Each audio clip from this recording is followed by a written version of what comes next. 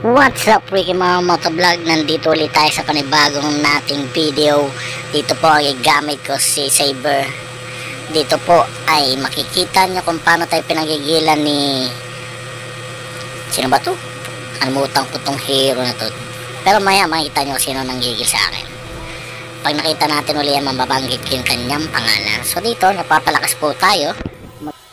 Kukunin natin yung first lap po natin dito na blue. Para po meron tayong mana. So dito ulit tayo, makikita nyo paano mag-pan-dip sa red. So dadalawain na po natin yan para mabilis tayo mag-level 4 at para tayo makapag-katay na tayo ng MM. Yan, dito po abulin ko sana isang hero, pero nakita ko dito si Mia. So yun, na first blood po natin si Mia dito. So ganun din po tayo, back ulit tayo rito. Dito wala tayong na nagawa rito, talagang pinag-initan tayo ni Esme dito. Yun ha, naalala ang pangalan Esme, sabi ko yung maalala natin yan, pinakita natin dito. Yan, ito naman gigil talaga siya, pinatay ako rito.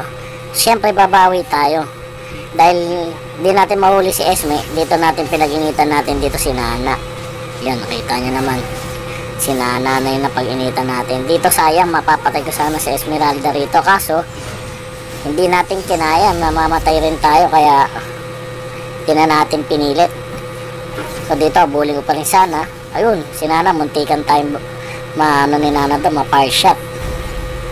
So yan, palakas ulit tayo dito, nakabawi tayo dito, naka-double kill tayo dyan. Yan, di ba? So si Esme, nakita ko ulit si Esme ron, so abulin natin kasi gigil tayo dyan nangano yan dito rin, mali yung pasok natin dyan, napatay tayo rito, wala tayo nagawa rito, kaya yan, babawi ulit tayo rito. Yan, kita nyo yung pasok ko dyan, yun di ba? Pasok, so naka double kill pa tayo dyan. So ayan po ang ginawa natin dyan. Dito ikot-ikot, makikita po natin si Nana babalik. So dahil si Nana bumalik, siyempre pagbibigyan natin siya dahil bumalik siya. Yan, tingnan nyo.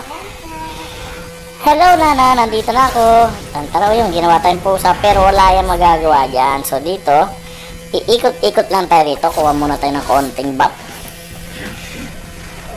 So dito na magka-clutch dito. Talagang si Esme talaga target ko, kaso ang kate hindi natin basta mawanit. Kaya ang gagawin na lang natin dito, lilikuran na lang natin siya, kaso hindi pa rin natin kinaya to mapapatay pa tayo. Talaga tayong pinag-iinitan niya, buti na lang nandun yung ating mga tagapagligtas. So yun, dito na nakapag na kami rito, na wipe out namin sila lahat dito. So kaya gagawin natin dito, mag-bap na lang na mag-bap, ibabap na lang natin yung blue bap. Yan, so mga karikimaru, pag hindi pa nakapag-subscribe sa aking YouTube channel, sa Facebook channel, so doon nyo pa, ano pa bang kailangan gawin? Syempre, hanapin nyo lang Ricky mga motovlog, tapos click and follow, yun, natapos na, diba? So iyak si Esme dito. So maraming salamat mga karikimaru.